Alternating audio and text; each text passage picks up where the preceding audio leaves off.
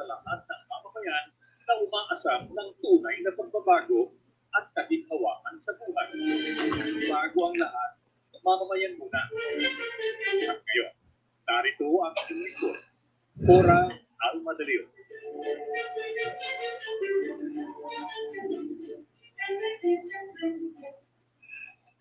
Magandang hapon sa inyong lahat. For your information, hindi po muna natin patutugtugin ang yanang Pilipino at aayusin po natin sapagkat hindi nagmamatch yung kanta, yung lyrics at saka yung music.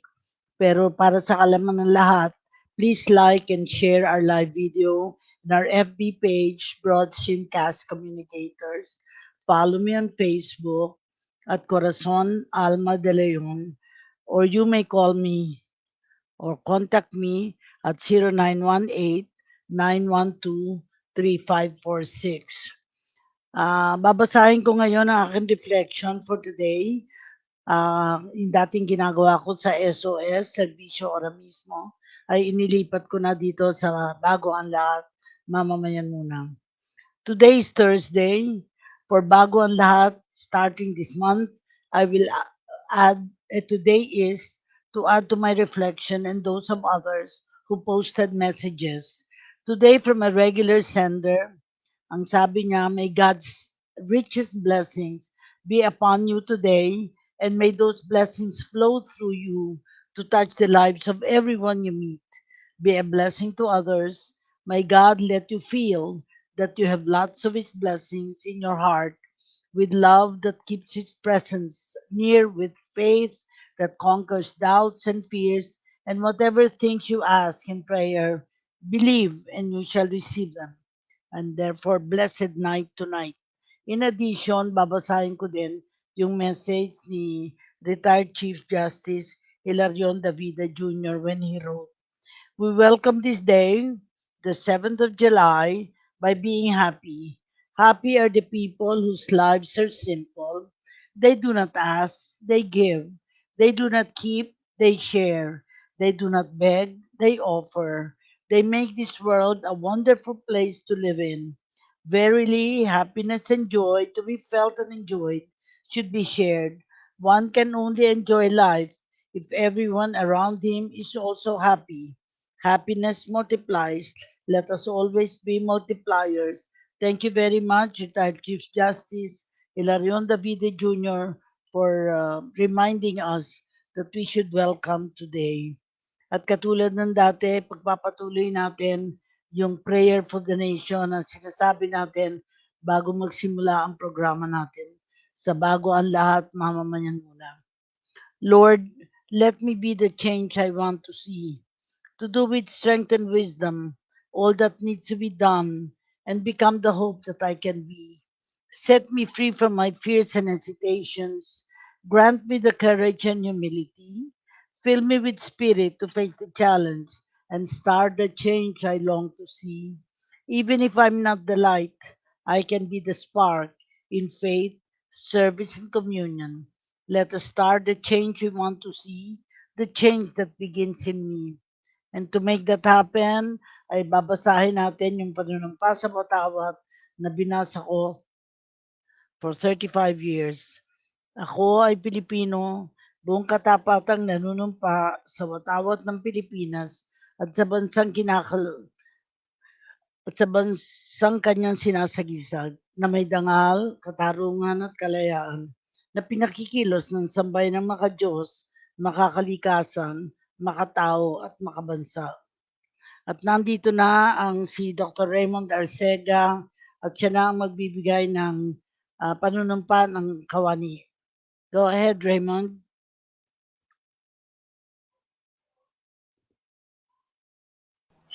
Secretary, I'm just fixing my connectivity po. In about few minutes, Sige. Secretary. I'll join in a while. Sige. Gusto mo basahin ko na yung panunumpa? Yes, Secretary. Yes. Okay. Opo. Panunumpa ng kawani ng gobyerno. Ako'y kawani ng gobyerno. Tungkulin ko ang maglingkod ng tapat at mahusay, Dahil dito ako'y papasok ng maaga at magtatrabaho ng lampas sa takdang oras kung kinakailangan. Magsisilbi ako ng magalang at mabilis sa lahat ng nangangailangan. Pangangalagaan ko ang mga gamit, kasangkapan, at iba pang pag-aari ng pamahalaan. Pantay at makatarungan ang pakikitungo ko sa mga lumalapit sa aming tanggapan. Magsasalita ako laban sa katiwalian at pagsasamantala. Hindi ko gagamitin ang aking panunungkulan sa sarili kong kapakanan. Hindi ako hihingi o tatanggap ng suhol. Sisikapin kong madagdagan ang aking talino at kakayahan upang ang antas ng paglilingkod sa bayan ay patuloy na may taas. Sapagkat ako ay isang kawani ng gobyerno, tungkulin ko ang maglingkod ng tapat at mahusay sa bayan ko at sa panahon ito. Ako at ang aking mga kapwa kalukani ay kailangan tungo sa isang maunlad, masagana at mapayapang Pilipinas. Sa harap ninyong lahat, ako'y taus-pusong nanunumpa. At bilang pagtatapos ng simula ng programang ito, ay binabasa din natin yung Unless Someone Cares, dedicated to Dick and Kate Gordon. I don't think our communities will ever be clean and green unless someone cares. I don't believe our government will be good, just, and honest unless someone cares. I don't expect our leaders to be morally upright and politically sensitive unless someone cares. I don't expect a better life for our poor and oppressed people unless someone cares. I don't have the faith that we face a brighter future unless someone cares. I don't feel we will ever realize our dreams and aspirations unless someone cares. I don't know if we will all live our sense of purpose to build a better world unless someone cares. That someone is us, that someone is you and me, that someone is everybody, for we all must care.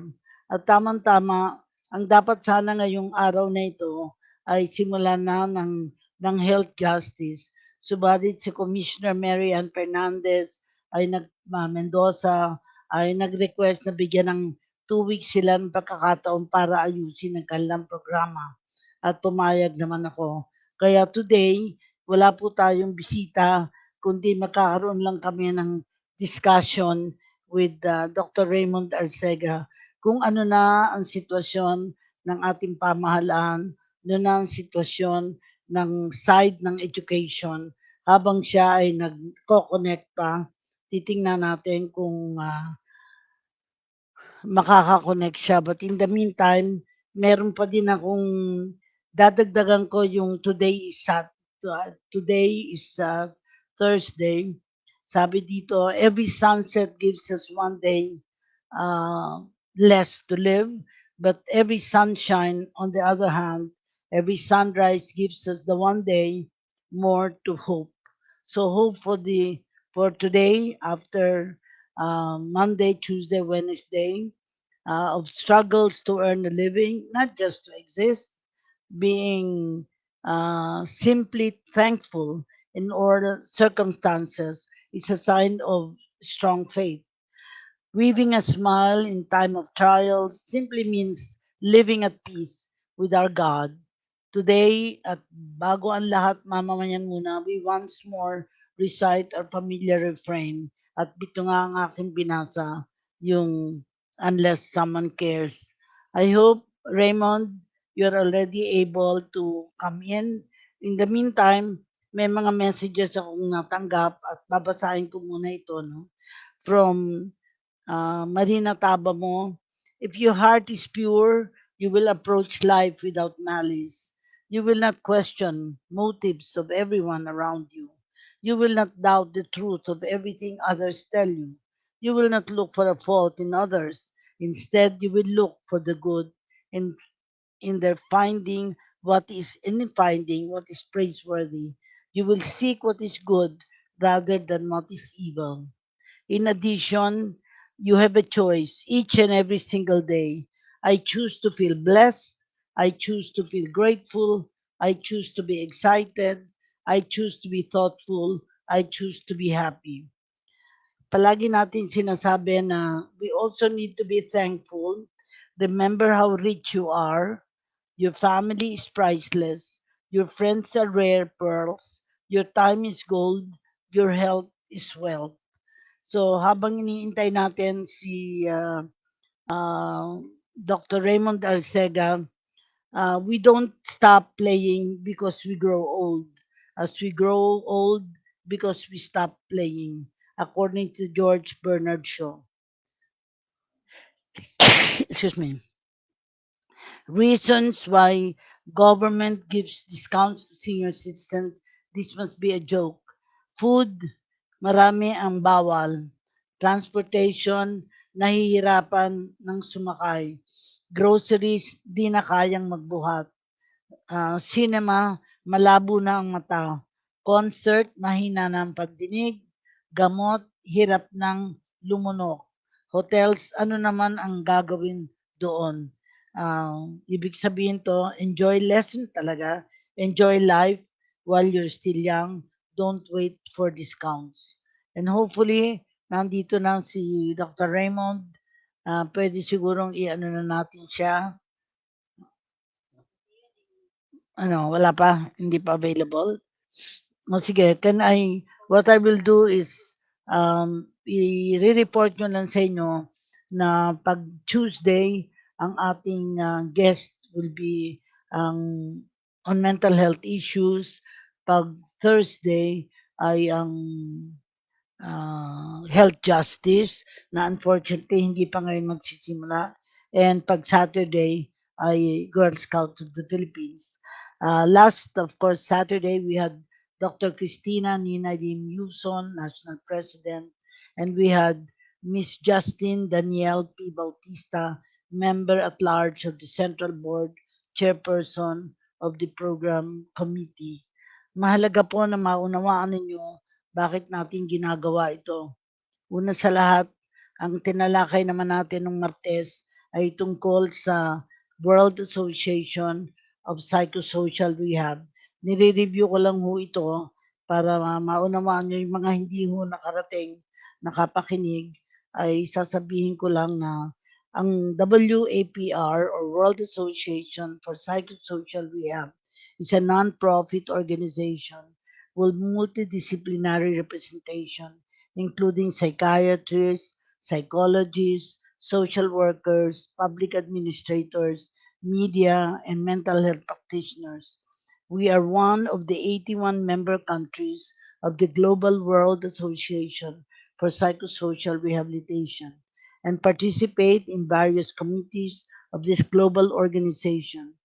We have led the pursuit of the objectives of this when WAPR Philippine President Dr. Lourdes Ignacio held various leadership roles until she was elected president in 2009 to 2012. WAPR is a professional organization of, for, and by mental health practitioners and other individuals who support the need to reach the unreached with mental and social concerns. What are their core values? Ito po ay parang review lang natin because we discussed this last Tuesday. Recognizing the interconnectedness of individual and his and her environment, uphold the dignity of the individual and his and her right to health and well-being, strengthening the individual and his and her skills, and not just remove symptoms, making services accessible to individuals, families, and communities, especially those unreached, competent delivery of immediate effective services. Ano naman po ang vision?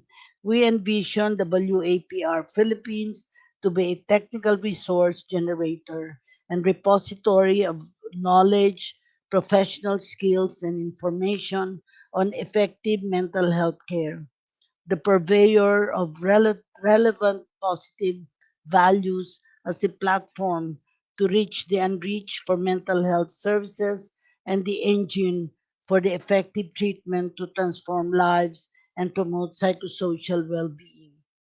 And its mission is WAPR Philippines is a professional organization for and by mental health care practitioners and other professionals who support the need to reach the unreached victims with physical and social concerns.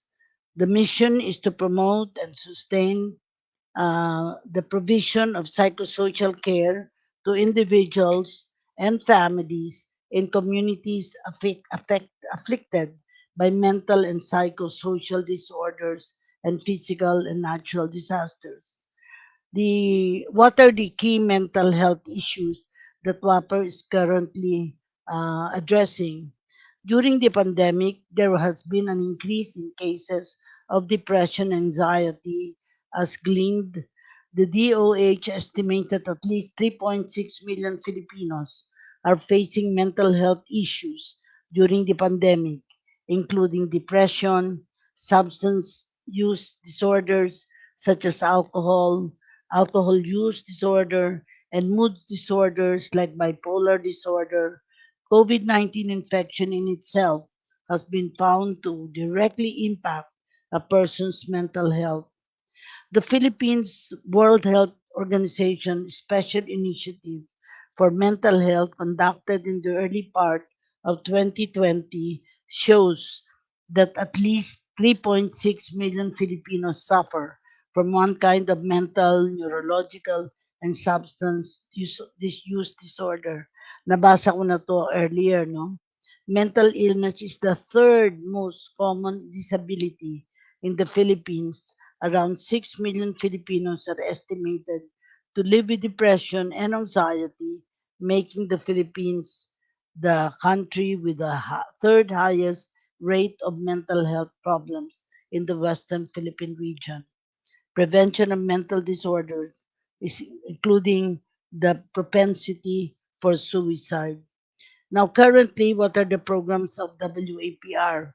Its mission translates into one, advocacy for duty bearers and stakeholders to implement the Mental Health Act of 2018 and enable the provision of mental health services, networking and resource mobilization to support capacity building, direct provision, mental health services, and empowering communities. Of course, capacity building of mental health workers in the allied medical professions and primary healthcare workers, as well as the LGU staff, to provide community based mental health service, including the training of barangay health workers, like the project that we had in the Lemery. Research, WAPR has given a grant in July 2018 by the Philippine Council for Health Research and Development to undertake a one-year study to define the mental health research priorities of the Philippines. I will stop at this point because sa Tuesday ay pag-uusapan namin ang mga achievements ng ng WAPR. Dito naman ang nagkaroon ako ng pagkakataon na magsalita sa National Bureau of Investigation care sa isang training program natin sa New Coast Hotel. Ito palang New Coast Hotel used to be New World Hotel, which apparently has changed. Ang topic na diniscuss namin doon is how to improve your work-life balance today, because balancing your professional and personal life can be challenging, but it's essential. Here's how to improve your work-life balance today. Ito yung aming idiniscuss at I'm glad nanonood ngayon si Chi Estabillo Quiagla, si Evelyn Roda na nasa Maryland, si Wendy Rebelido Jimenez na kaibigan ni Dr.Reymund Arcega, si Jinky Bueno Iliot na dati kong tauhan sa Civil Service Commission, sabi niya, mapagpalang araw po, Mang Cora. And Pia Escalante na nag-is na natin dito. Good afternoon, Ms. De Leon. And Bailey Donio also watching. And of course, Mabel Roa, good afternoon, Mang Cora. So, ang tanong ngayon, bibigyan ko ng pagkakataon na kung ano ang shinare ko dun sa forum na yon, sa meeting na yon, ay babasahin ko. Often, work takes precedence over everything else in our lives. Our desire to succeed professionally can push us to set aside our own well being. Creating a harmonious work life balance of work Work-life integration is critical, though, to improve not only our physical, emotional, and mental well-being, but it's also important for our career. What is work-life balance? Why is it important? In short, work-life balance is the state of equilibrium where a person equally prioritizes the demands of one's career and the demands of one's personal life. Some of the common reasons that lead to poor work-life balance include increased responsibilities at work, in addition, working longer hours, increased responsibilities at home, and of course, having children. But it is their choice to have children, and therefore, like Maritza Brevega na nanonood ngayon, I am sure interesado din siya sa a good work-life balance. Employers who are committed to providing environments that support work-life balance for their employees can save on cost, experience fewer cases of absenteeism, and enjoy a more loyal and productive workforce. Employers that offer options as telecommuting or flexible work schedules can help employees have a better work-life balance. When creating a schedule that works for you, think about the best way to achieve balance at work and your personal life. Uh, work life balance is less about dividing the hours in your day evenly between work and personal life, and instead, it's more about having the flexibility to give things done in your professional life while still having time and energy to enjoy your personal life. There may be some days where you work longer hours so you have time later in the week to enjoy other activities. Here are 8 ways to create a better work life balance as well as how to be a supportive manager. Number one, accept that there is no perfect work life balance. When you hear work life balance, you probably imagine having an extremely productive day at work and is leaving an year early to spend the other half of the day with friends and family. While this may seem ideal, it is not always possible. Don't strive for the perfect schedule, strive for a realistic one. Some days you might focus more on work, while other days you might have more time and energy to pursue your hobbies or spend time with your loved ones. Balance is achieved over time, not each day. It is important to remain fluid and constantly assess where you are versus your goals and priorities. At times, your children may need you. The other times, you may need to travel for work, but allowing yourself to remain open to redirecting and assessing your needs on any day is key in finding balance. Find the job that you love. I always emphasize this.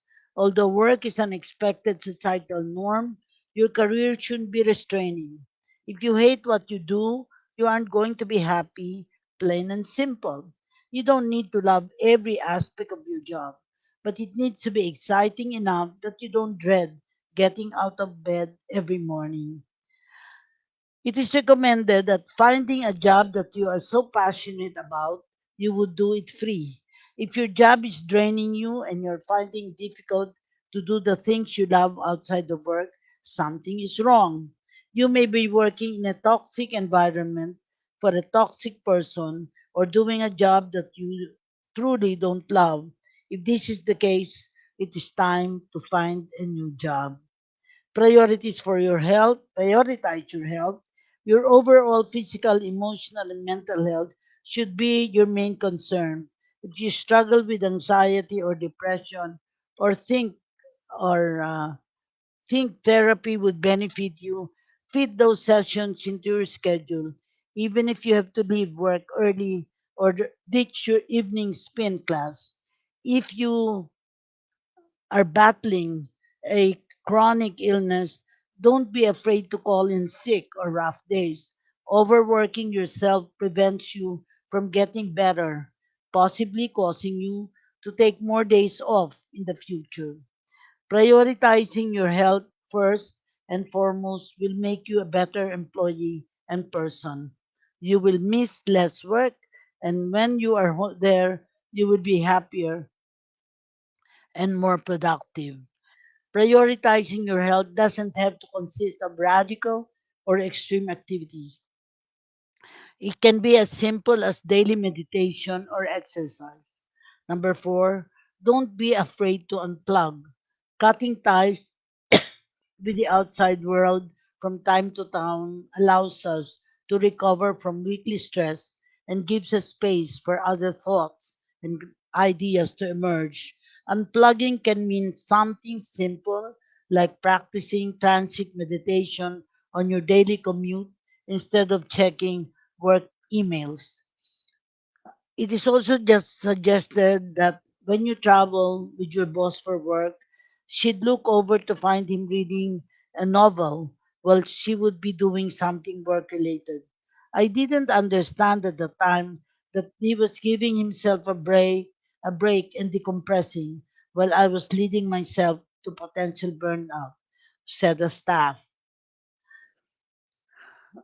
Number five, take a vacation. Sometimes truly unplugging means taking vacation time and shutting work completely off for a while. Whether your vacation consists of 1 day staycation or 2 week trip somewhere, it's important to take time off to physically and mentally recharge. The truth is, there is no nobility in not taking well deserved time away from work. The benefits of taking a day off far outweigh the downside. With proper planning, you can take time away without worrying about burdening your colleagues or at contending with a huge workload when you return. In addition, make time for yourself and your loved ones. While your job is important, it shouldn't be your entire life. You were an individual before taking this position, and you should prioritize the activities or hobbies that make you happy. If you do not firmly plan for personal time, you will never have time to do other things outside of work. No matter how hectic your schedule might be, you ultimately have control of your time and life. When planning time with your loved ones, create a calendar for romantic and family dates.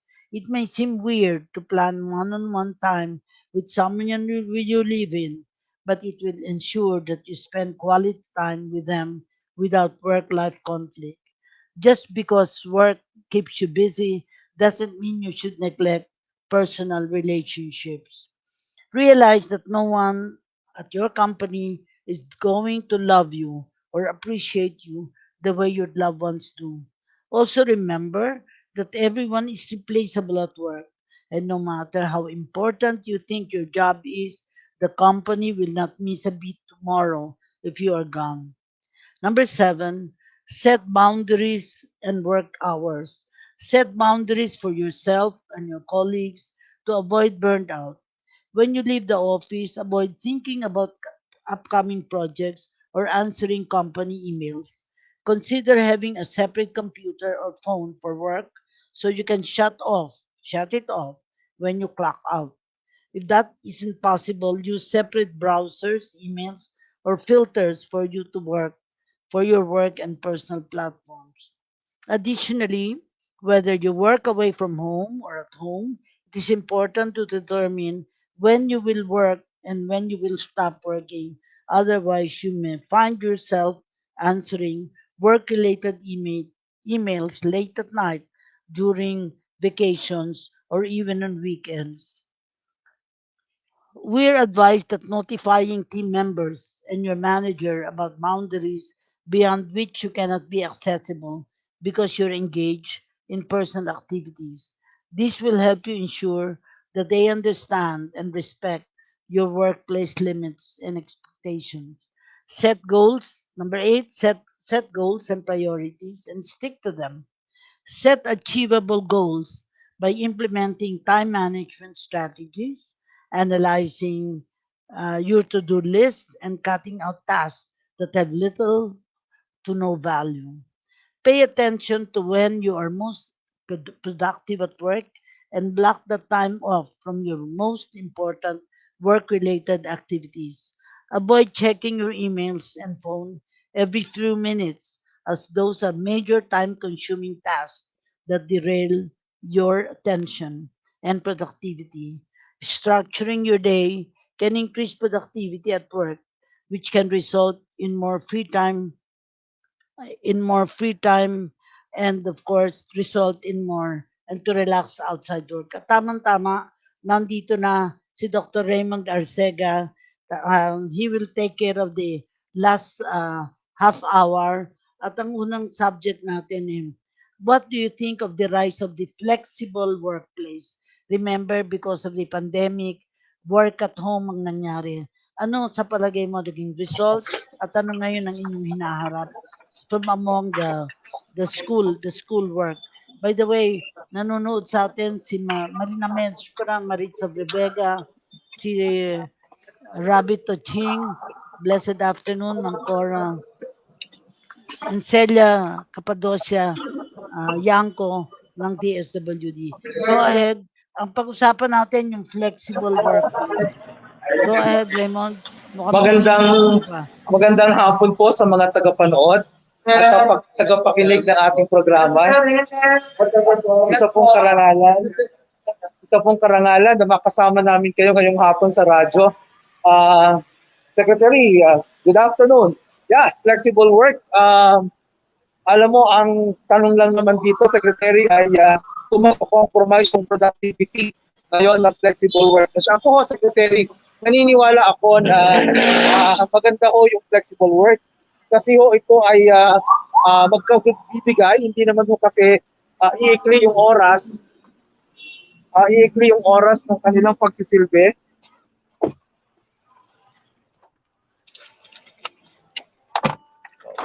Patay mo na yung radyo. Naputol ka ba? Yes, Secretary. Yeah, Secretary, can you Hear me? Go ahead. Yan. Magandang hapon po sa inyong lahat. Go ahead. Okay. Yung po tinatanong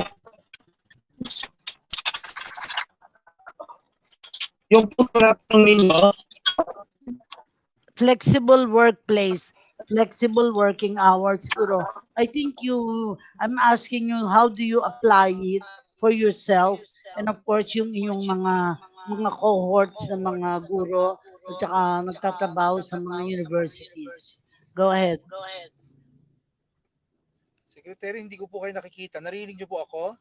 Oo, narinig ka namin. Pwede na, go ahead at magsalita ka na.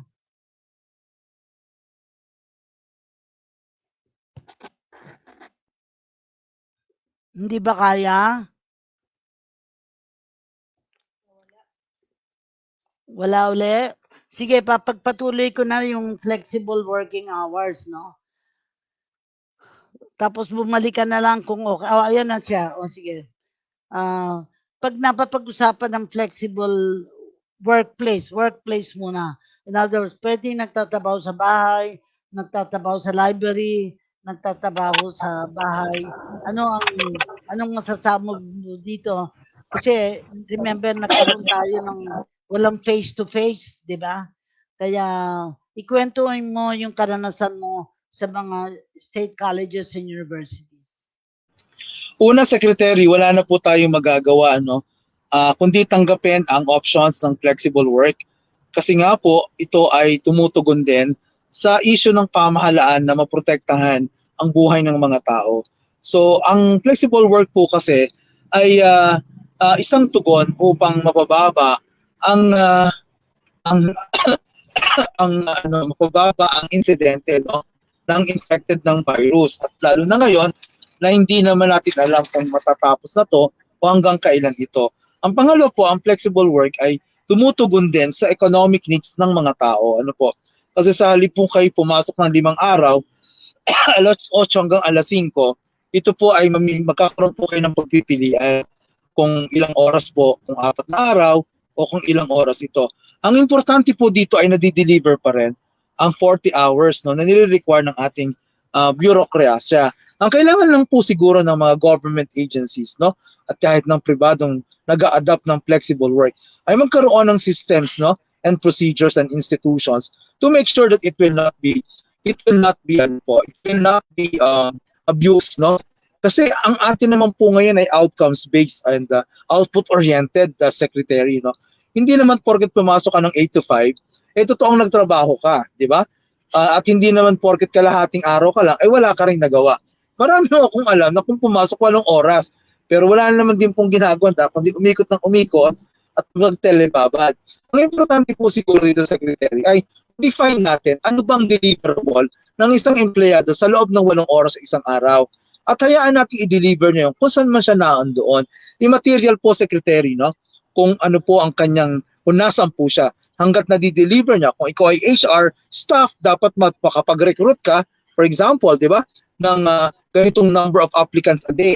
Kung ikaw naman ay training officer, dapat magamo yung training design, ma-implement mo siya kahit virtual or on-site o kung anumang oras na tinatadhana ng flexible work. Ako po, Secretary, ay wala po akong kontra dyan. In fact, ito po'y tugon bilang tulong sa pamahalaan na hanggang ngayon ay nahihirapan pang tugunan para pigilan ang epekto ng COVID-19, Secretary. At kami na ngayon sa government na Strategic Performance Management System na kung saan sinusukat yung IPCR at saka OPCR. So, immaterial yung venue kung pwede namang gawin sa computer. In fact, Secretary, yung mga computers, di ba? Computer operator or computer programmer, why do you have to hire them full-time?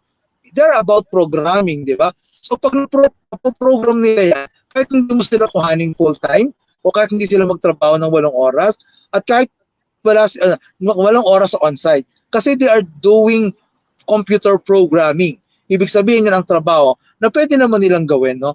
Kung nasaan man sila o kahit hindi siya Lunes hanggang Biyernes, basta ma-deliver mo yung outcome. In fact, Secretary, makakatipid tayo dito. Kasi kung mga consultant yan at hindi full-time, hindi sila babayaran ng 13-month pay. Hindi sila babayaran ng 14-month pay. Wala rin silang 15 days vacation leave. At wala rin silang 15 days na sick leave. Mas matipid po iyon. Pero naibibigay natin ang kanilang, naibibigay nila ang kanilang serbisyo para po sa atin, Secretary. So yun po ang aking initial comment dun sa flexible work. Yeah. Kasi work-life balance will mean different things to different people because we all have different life commitments. In our always-on world, balance is a very personal thing and only you can decide the lifestyle that suits you best. Pero ikaw, for instance, you are president of different schools and universities. How do you manage? How do you become a supportive manager? You are now on deck to find out ano yung kailangan to help manage do a better job of supporting your employees' efforts to achieve healthier work-life balance. Ano yung tips mo para sa mga tauhan mo? Magandang tanong yan, Secretary, at natutuwa ako na I've done well, no, for responding to the call to work-life balance, no. Doon po sa University o Pamantasan ng Lungsod ng Muntinlupa, nakasalukuyang doon ako nagtatrabaho. So, araw-araw po yun, tuwing hapon, ano, meron po kaming Zumba, physical and wellness, no, program. Na pagdating ng 4:00, I'm asking them to take off from their jobs, no, and go to the quadrangle and do Zumba. Kasi, Secretary, kung yung Zumba naman after 5 o'clock, I don't think the employees will stay. Kasi oras na nila sa pamilya yon. So total sabi naman ng civil service ay ipapatuloy ang work-life balance at ito ay advocacy natin dapat. So ipinasok ko siya dun sa official time na 4 to 5. Pagdating ng 4, lalabas na sila and then mag-exercise na sila, magagano. Pero bago sila, Secretary, mag-Zumba, kinakailangan nilang magpakita muna ng blood pressure nila, check muna ng aming medical clinic. And of course, dun sa mga may sakit, pinapayagan natin silang mag-work from home. Yung mga babaeng may pinagdadaanan medically and physically, pinapayagan po natin silang mag-work from home. Kasi, Secretary, may mga nanay din na maliliit pa ang mga anak. Maganda rin tingnan na kasama nila mga anak nila habang nagtatrabaho sila. No? At ngayon may work from home na, nagiging gender sensitive na tayo, lalo na sa mga kababaihan, no? Na kung saan ay may pinagdadaanan bilang mga babae.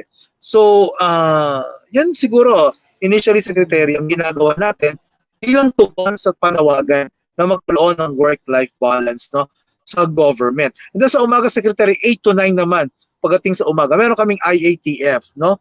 Institutional Assembly for Trust and Faith, where all employees, regardless of their religion, born again, Muslim, Catholic, they come together to pray, no?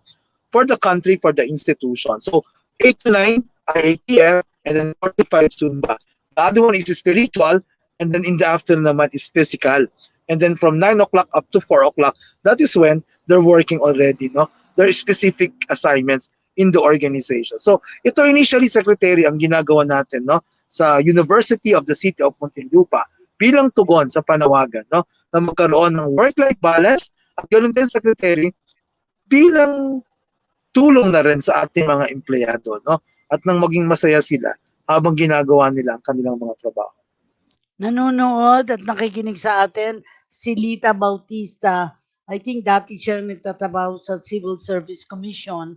At merong ako naman ang offer ko 4 tips na ito yung na-lecture ko in our sa mga NBI yesterday. Ang una na sinabi ko, know what your employees are striving for. Not everyone has the same work-life balance goals. Talk to each employee about their objectives and then determine what you can do to help them. Some employees may benefit from working remotely a couple of days each week, while others may prefer altering their daily work schedule. It's important to be open-minded and flexible. Kaya kailangan talaga mauunawaan mo kung anong klase ang hilig at interest ng yung mga empleyado. Tapos, as a manager, set a good example. Your employees follow your lead. If you send emails at all hours of the day and night, or work hard on the weekends, your staff thinks that is what is expected of them too. And number 3, let employees know what their options are. While employers typically do a good job of highlighting their work-life balance, offering to prospective job candidates, the same can be said for communicating those initiatives to current employees. Regularly discuss with your employees the options that are available to them. Also, sit down with soon to be parents and discuss parental leave options. Stay at the forefront. It is important to keep ahead of the curve on emerging work life balance trends. What works today for employees may not be a good fit a year from now. Keep your work life balance initiatives fresh and offer in demand benefits. Plus, consider offering work life programs. I think it's good to end at this point. And in summary, isipin na lang natin na meron pa tayong pwedeng pag-usapan. We really have 25 ways to achieve work-life balance and its benefits. Pero we don't have much time now. Ang sa akin ay looking forward na lang tayo na na-mention ko na kanina, every Tuesday, we will talk about mental health because ang pinag-usapan naman natin dito ay katulad din sa mental health.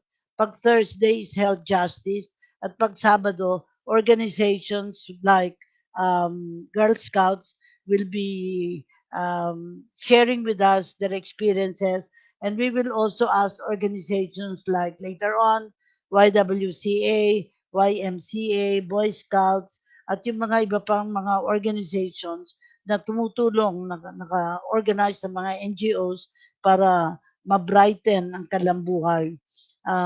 Si Pia Escalante, sabi niya, balancing work and family life depends on each person. Even if you, sabi niya, hindi yata natapos yung kanyang sasabihin. Kahit ibig nyo sabihin, hindi mo madidictate ito para sa iba. Kasi kung ano yung gusto mo sa sarili mo, might not necessarily be true for the others. Importante, depende sa kanilang situation. Wala na tayong time. I'll give you the last 5 minutes. I'll do the last 5 minutes. Anong message mo ngayon sa mga nakapanood sa atin,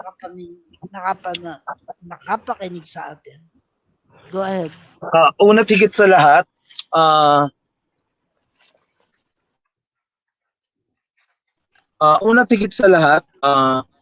marami pong salamat, no, na kasama po ninyo ang ating pinakamamahal na Secretary Cora Alma De Leon, no. isa pong biyaya na lagi po natin siyang nakakasama sa ating programa. Bagamat si Secretary ay pansamantala ng nagpahinga mula sa serbisyo publiko sa loob ng ilang dekada na napagsisilbi, patuloy pa rin po natin siyang nakakasama sa programang ito. At alam kong kayo nag-agree sa akin, siya po ay isang inspirasyon sa sino mang nagsisilbi sa pamahalaan. Ano po. At ngayong hapon pong ito ay isa pa ring issue na pang-serbisyo publiko ang diniscuss ng ating pinakamamahal na former chairman ng civil service, yung flexible work. At siguro po ang aking masasabi lang dito ay ano man po ang maging mga options na binibigay sa atin ng government, no? Huwag po nating kakalimutan palagi na ilagay ang mga mamamayan, no, na ating prioridad, no? Ito man po man ay flexible or traditional work arrangement, no? Huwag po nating kakalimutan na hindi nito dapat baguhin ang kalidad ng ating serbisyo para sa pamahalaan, no? Hinahangad po namin, no, na ang patuloy ng paglilingkod sa bayan, lalo na ngayong natapos na ngayong tayo ay nasa pandemya at hindi pa po ito dinedeklarang natatapos. Huwag niyo pong kakalimutan na 4 na milyong Pilipino ang nawalan ng trabaho, no? At nang dahil dito at tayo mga nasa government, no, ay nananatiling stable, no? Kapalit nito at bilang pangunawa naman dun sa kalagayan ng mga manggagawa sa pribado, ating pong gampanan ng ating tungkulin, no? Ng matiwasay, ng may pagmamahal at dedikasyon at patibayin ang pamahalaan sa pamamagitan ng ating mga ginagawa bilang public employee. Hanggang sa susunod po nating pagkikita-kita, maraming salamat po. Huwag po nating kakalimutan, bago ang lahat, mamamayan muna. Maraming salamat at sa pagkakataong ito, babasahin ko muli yung nagtiyaga, nakinig, nanood sa atin. Ang huli ay si Edlin Nangcha, nakahabol siya. Good afternoon po, work-life balance, very important po. Of course, na-mention ko na si P. Escalante, ito ay galing sa California, nagtuturo doon at nandito ngayon sa Pilipinas hanggang July 15.